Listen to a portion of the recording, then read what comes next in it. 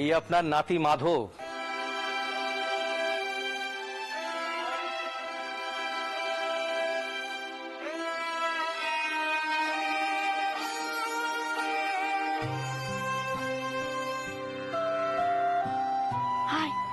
দেখবি পদ্ম কেমন বেশ যোগ্য হয়ে উঠেছে।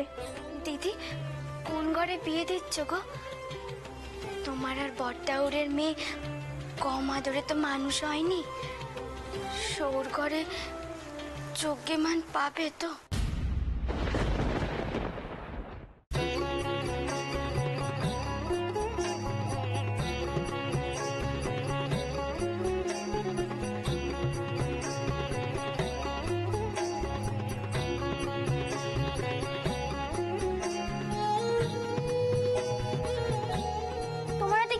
সুবলে পিসি, একটু জোরে জোরে বাতাস করতে পারছো না? আরো বাতাসে পিসি, তখন থেকে কইছি পা ধোয়ার জল জুড়িয়ে গেছে বলে এ কথাও কানে যাচ্ছে না। আরো না পিতবু, তেলটা একটু জোরে জোরে ঘষো না। বাবা, যে নাক দেখো, একেবারে নাকের ডগায় এজাজ। হচ্ছে রে মে হচ্ছে, তুই যা বলছিস তাই হবে। ও বাতাসি, যা গরম জল নিয়ে আয়। জল যথেষ্ট গরম আছে পদ্ম।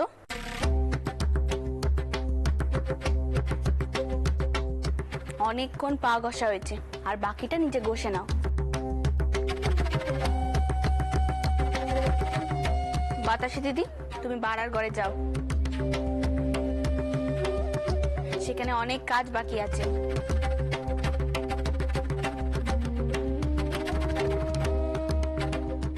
সুবলা দিদি, মায়ের পায়ে তেল মালিশ করা হয়েছে? না, মানে ওই পদ্ধতি ডাকলে তাই। আর তুমি কাজ পেলে চলে এলে।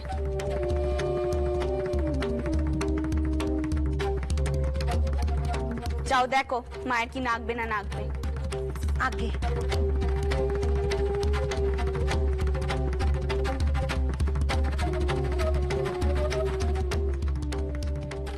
খুড়িমা, আপনি পদ্মকে এত বেশি আশকারা দেবেননি। কথায় কথায় শুধু হুকুম, নিজের কাজ নিজেকে করে নিতে হয়। আহা, আদরের মেয়ে আজ বাদে কাল শ্বশুর বাড়ি যাবে। ও মা, এসে তুমি আমাকে বকতে শুরু করলে।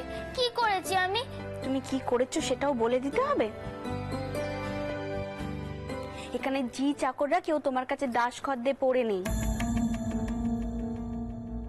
তারা এত কাজকর্ম করবে, আবার তোমার ভাই পরমাসও কাটবে, তা তো হবে না বাচ্চা।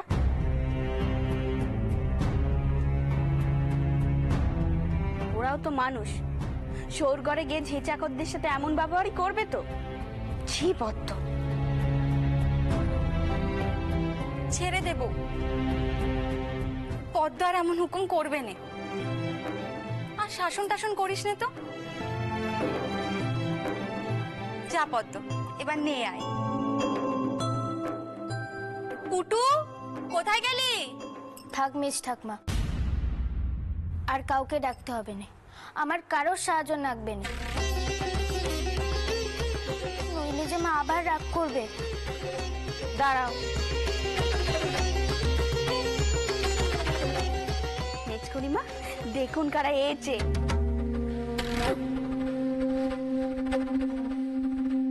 ওমা, কাকে দেখছি? সরেছ বউজে।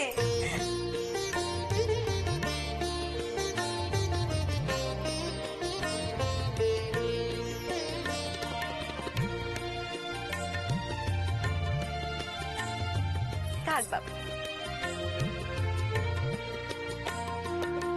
এটা কে? বেটা নাকি? মাধব, প্রণাম কর, ইনি তোর মেজ ঠাকমা। থাক বাবা। তোমাকে প্রণাম করব, রেগে যাবে না তো? ও মা, রাগ করবে কেন? ও তো তোমার বড় দিদি হয়।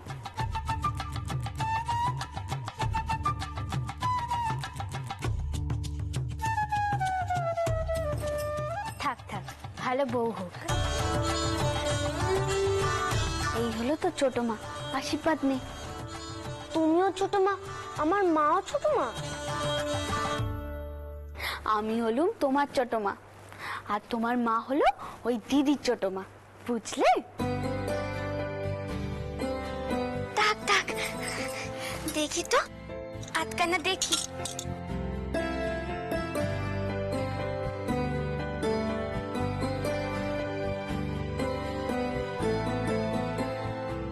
আশীর্বাদ করি, তুমি তোমার মায়ের মতো নও। এর চেয়ে বড় আশীর্বাদ করার জ্ঞানটা আমার নেই। তুই পারিসও বটে মুখ পুরি, থাম দেখি। আমি এবার যাই দেখি কুমারী কোথায় গেল। আয় মায়, তোকেই খুঁজছিল। সরজু, এই হলো গিয়ে আমার মেজ মেয়ে কুমারী।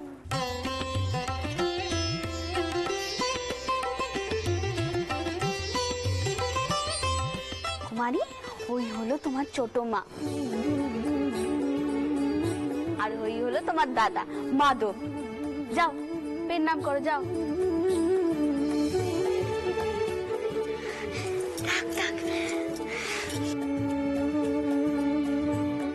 থাক থাক, ভালো বর হোক।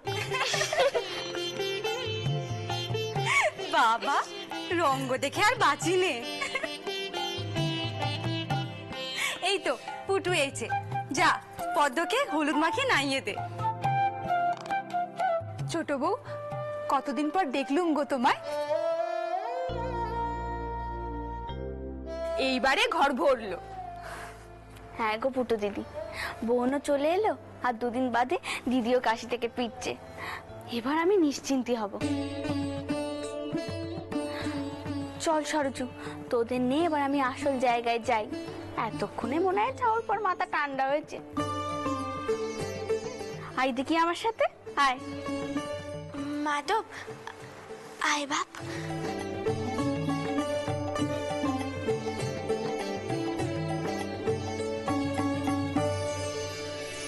রামমোহন বাবু, আমার মনে হয় এই শোকের সময় আপনি আপনার জননীর পাশে দাঁড়ান। আপনার জ্যেষ্ঠ ভ্রাতা গত হয়েছেন, তাই এই দুঃসময় পুরনো মান অভিমান ভাবলে কি আর চলে?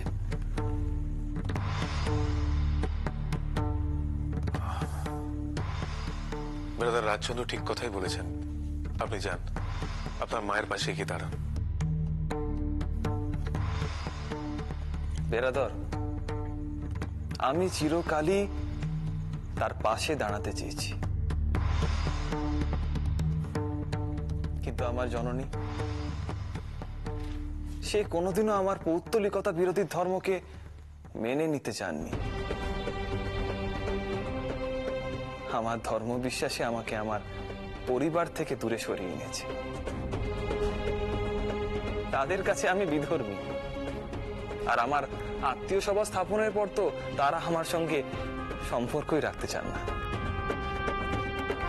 তারা না চাইলেও আপনি কেন আপনার দায়িত্ব কর্তব্য থেকে সরে আসবেন রামমোহন বাবু?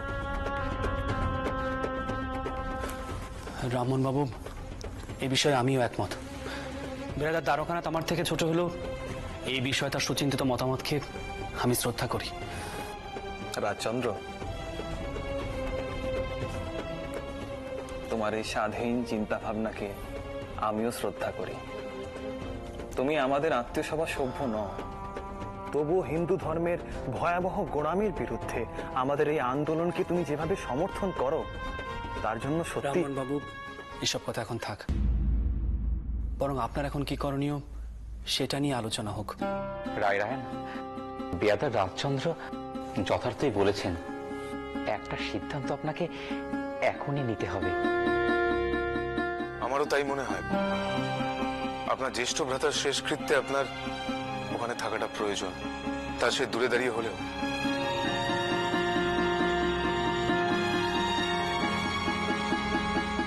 বলছো?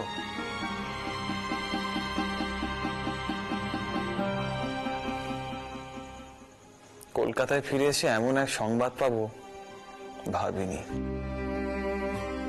জানি না বৌঠান কেমন আছে। চিরকাল আমার তার সঙ্গে ভারী ভালো সম্পর্ক ছিল। রামমোহন বাবু, আপনি আর বিলম্ব করবেন না, আপনি চলুন। তুমি রাজচন্দ্র, তুমি কোথায় যাবে? তোমার তো কন্যার বিবাহ, তার মধ্যে আমি তোমাকে টেনে এনেছি। না না, বেরাদারা ঠিক না। জানি না বৌঠান কি ভাবছে। তোমার ফিরে যাওয়া উচিত। তিনি তো বেরাদারকে এখানে পাঠালেন। ব্রাহ্মণ বাবু, আপনি আর বিলম্ব করবেন না। বিয়ে সামাল দেওয়ার জন্য আমার ছোট ভাই আছে। আশা করছি সানন্দে সে পদ্মমণির বিয়েতে যোগ দেবে। রাজচন্দ্র, তুমি কি তোমার খুড়তুতো ভাইয়ের কথা বলছো? আজ্ঞে হ্যাঁ। শুনলাম সে নাকি গোড়া হিন্দুদের সঙ্গে ওঠা বসা করছে। আচ্ছা রাজচন্দ্র, তুমি কি তাকে... বেরাদার, আমাকে মাফ করবেন, তবে এখন এই সমস্ত কথা বলে সময় নষ্ট করাটা ঠিক নয়। আপনার বাড়িতে যাওয়াটা বিশেষ প্রয়োজন। আপনি চলুন, আমরা সকলে আপনার সাথে আছি।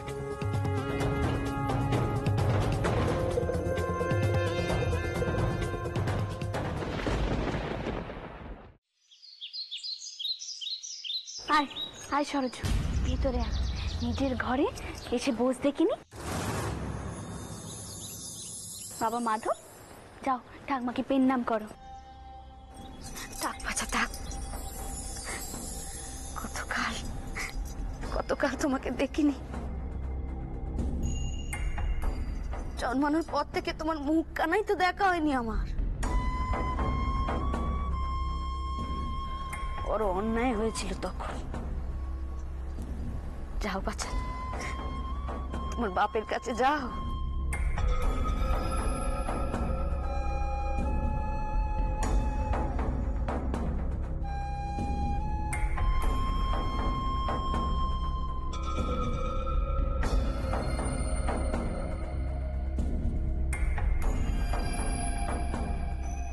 তাক, এতকাল তো শাওরের পা ছোঁয়ার কথা তোমার মনেই ছিল না বহু। এ বাড়ি থেকে চলে গিয়ে যথেষ্ট অপমান করেছিলে আমাদের। আর আজ পেন নাম করতে এসেছো এতকাল পরে।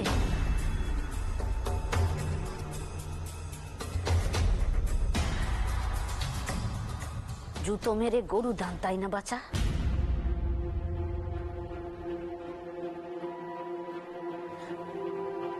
লোক দেখানো ভক্তি চেদ্ধার কোনো প্রয়োজন নেই।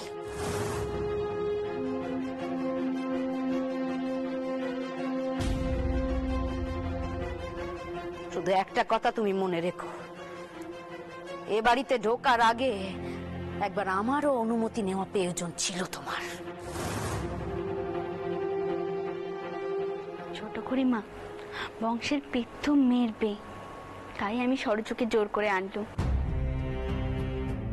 মেয়ে শহুর ঘরে যাবে আর তার খুড়িমার আশীর্বাদ নেবে না, তা কি হয়?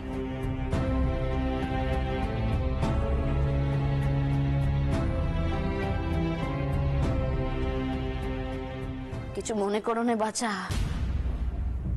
অভয়টাকে অন্তত একবার জানানো উচিত ছিল তোমার।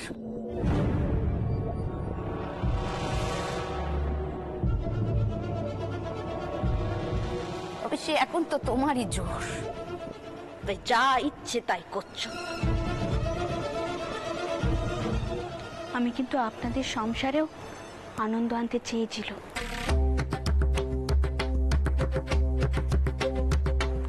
সরজু আর মাধবকে ফিরিয়ে এনে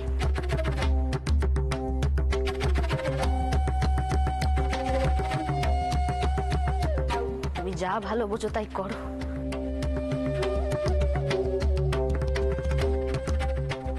এসবের মধ্যে আমি নেই, আমি চললুম। বাবা মাধব, চলো, তুমি তোমার দিদি আর বোনদের সাথে দেখা করবে। চলো ভাই, তোমার বউকে এখানে রেখে গেল, আমি এখন আসি, কেমন? চলো মাধব, চলো চলো চলো আমার সাথে।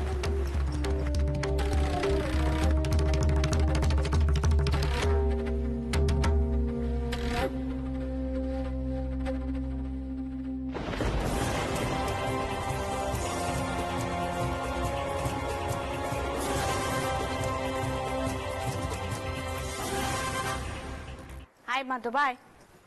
করুণা কুমারী, তোমাদের দাদাকে একটু বসাও দেখিনি, আমি তোমার জন্য পায়েস নিয়ে আসছি, দাঁড়া। পায়েস? পায়েস আমার খুব ভালো লাগে ছোট মা। তোমার তাই? আসছি আমি। এই যে গোপাল, তোমার জন্য পায়েস এনেছি।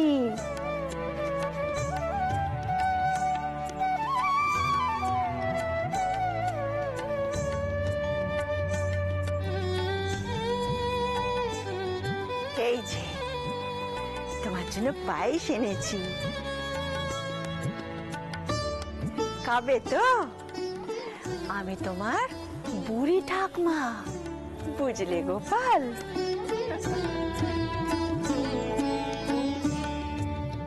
ও পুতিনরা, আয় কাছে আয়, সবাই মিলে পায়েস খা। আয় আয় বলছি, আয় আয়। আমি খাইয়ে দিচ্ছি, নাও বাবা খাও। এই নাও।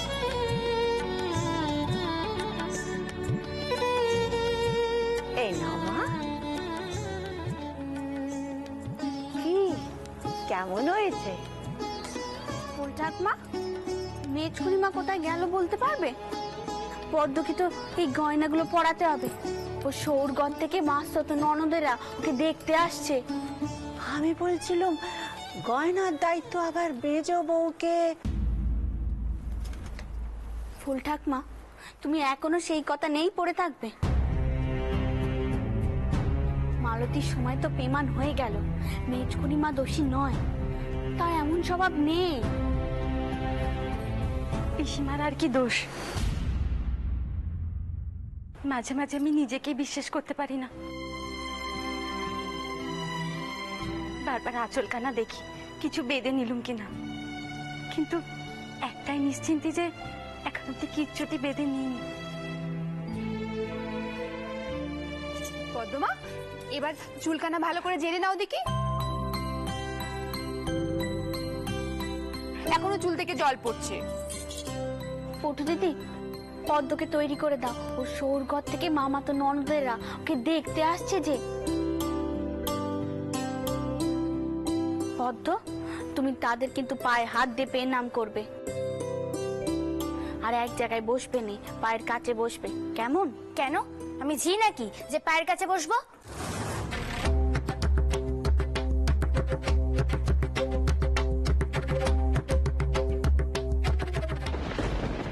তোমাকে কতবার বলেছি না, গুরুজনদের মুখে মুখে তর্ক করবে না।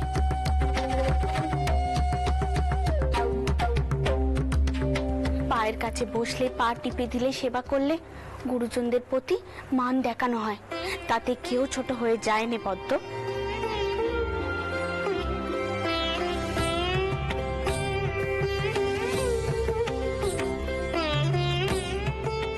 রাজচন্দ্র দাসের বড় মেয়েকে এসব কথা বোঝাবি কি করে বল দেখিনি?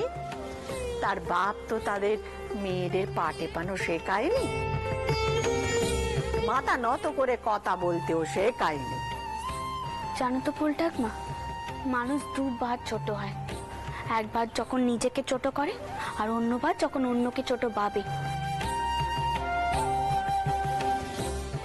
কিন্তু তোমার নাতি তো অন্য কাউকে একদমই ছোট করতে চাননি, তাই সে পায়ে হাত দিতে দেননি।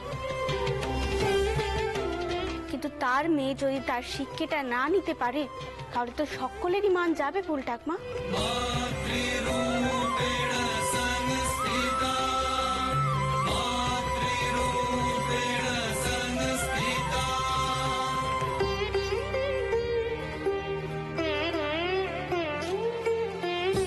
আচ্ছা আচ্ছা, ঠিক আছে ঠিক আছে। তা সে কোথায়?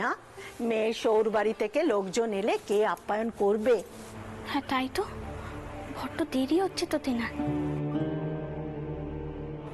বোধহয় রামমোহন বাবুর কোনো বড় বিপদ হয়েছে। আজকের দিনে রামমোহনের বাড়িতে না গেলে হতো না, ঘরে এত কাজ রয়েছে। আত্মীয় সেবা তৈরি করতে গিয়ে রায় মহাশয় বাউনদের কাছে রাগের কারণ হয়ে দাঁড়িয়েছে। শুনলুম পদ্মর মামা শ্বশুর, সে নাকি গোরা মানুষ, এ ব্যাপারে সে যেন কিছু মনে না করে। তা কি হয়েছে রায় মহাশয়? এই মাধব, চলো। এসে থেকে এদিকে ডলে পড়েছে, চলো। ছোটমা, ছোটমা, ছোটমা। ছোট করি বউ, তুই যাস নে, তুই যাস নে। একটা অশান্তি বাড়বে তুই বাধা দিতে গেলে। ওদেরই তো নাতি। বে বাড়িতে আর কোন রকম গোল করিস নে মা।